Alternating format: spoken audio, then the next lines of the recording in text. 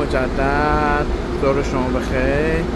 عرض کنم که یه نکته دیگه من باز اهمیت میخوام بدونم، تو ترافیک های قسمت بعدوبه خیابون هم حالا بازتره، در قسمت همین عرض کنم که منطقه القبیلیه یه مقدار بیشتر به اینجا توجه کردن.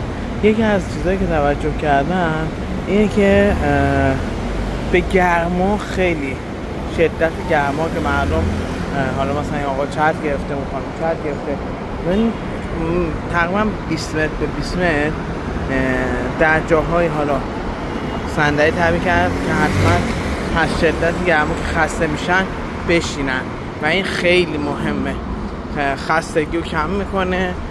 حتما نشیمنگاه گذاشتن، حتما جایی گذاشتن که بتونی استراحت کنی. این یکی از نکات مهم دیگه بود که باید به مد نظر به سمع نظر شما میرسوندم. ان شاء الله موفق باشید.